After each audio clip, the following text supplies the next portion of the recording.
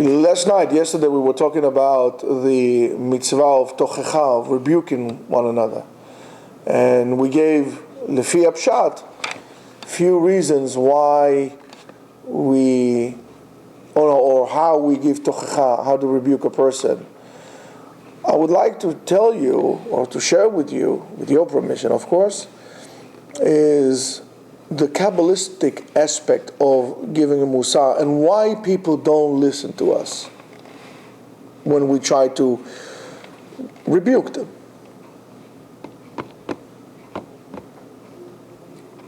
The tochecha or rebuke is an act of chesed. Why? Because I care about you.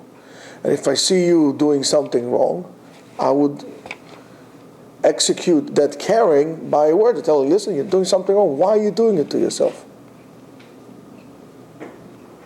So in a way, Chazal tells us also that it's a derivative of Ve'ahavta l'reacha kamocha. It's a part of that.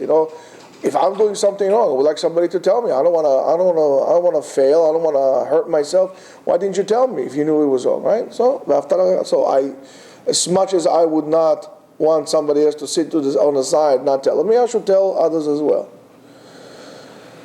But the words themselves of, listen, you're doing something wrong, are hard.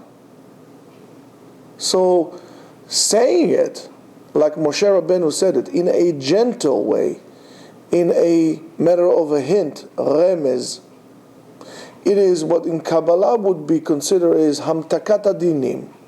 We're taking the din, the judgment. You're doing something wrong. We're taking the judgment, and we are sweetening them. They are a little weak. The same thing as we take the peot of the head and we sweeten the dinim, because right here it's called din chalash, right?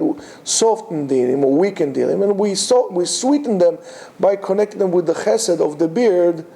And we are sweetening the dinim. We're creating this attribute of hamtakat dinim. The same thing as we, on the Shabbat cup, we pour the water into the cup in order to sweeten the din. The wine, the red wine is the din, and the water is chesed. We sweeten the dinim a little bit.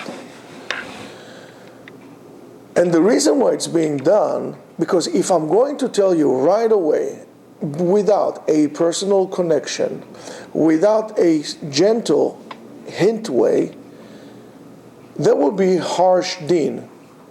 What are you doing? You're doing wrong. That's a hard din. We know that when the world was created b'midat hadin. The holy vessels could not maintain that light in it, and they shattered. So is here. When I'm telling a person, giving him a rebuke straight out, if I haven't created the capacity in his spiritual entity, to hold a kli kibul, something to hold this inside, it would never hold. So I need to create this apparatus or this vessel to be able to hold this din inside without bombarding it and then having a chance of shattering it. Shattering will be, I don't want to listen to you, who are you altogether to tell me what to do with my life, and so on and so forth. You lose an opportunity to influence a person, you lose an opportunity to have a friend. You're creating an enemy, and that is not good. You're creating a turmoil. You are a separating entity rather than a uniting entity. So when you say things the way Moshe Rabbeinu said, he said it gently. He gives them hint. And that's something to remember. When you talk to a person or you're trying to portray your point to them, you have to assume that the people in front of you are intelligent, that they understand very well, just as much as you, everything that is said to them. If you would assume that the people are stupid, like most politicians do, they only know what's good for me, and I cannot make a decision for myself. That's why they'll never have respect that they want. nor the words will be effective to the people. But if you assume that the people are smart, you don't always have to tell everybody straight out. You create the opportunity, you create the vessel, you sweeten the din, you give him a remez, and then it saturates in. Now that it's saturated in, you created the opportunity for the straightforward din to come. Then they would listen to you. Most of the times you don't even need, they would do it on their own. So when you give a tochecha, musar to people, that's why sometimes people give musar lectures and so on, and they're absolutely not effective. Why? Because they haven't created the apparatus, the vessel, to hold in the din. And you need to do it slowly, slowly. Sweet and solid. We said it. You have to be, the din has two components. If it's only chesed, it's not going to work. If it's only din, it's not going to work.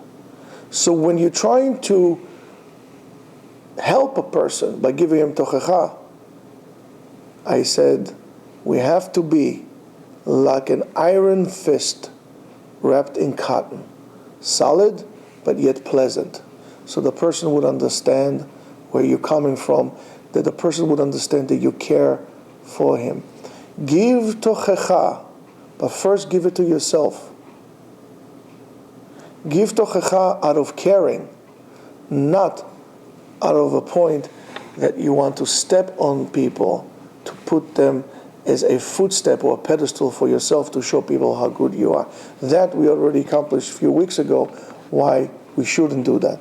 So if you really care about somebody, say it from a clean heart, say it gentle, give them a hint, and after you see that they saturated, it went into the system, only then you can speak your mind out because you created a kesher.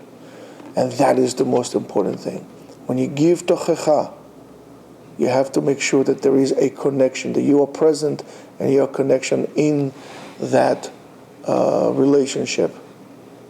Many times we are absolutely not effective in our approach to our secular brothers and sisters because we are not present. We separate. We're not standing with them shoulder to shoulder. So therefore, our words fall into or hit back at us into like a glass, like a thick glass that we can see them, but it's bouncing back at us and we're not effective. There is a shield. So we need to take the hammer, break that glass wall, and reach out and be present. By doing so, we'll be effective because people would understand that what we say comes out of love. And that's the only way to win.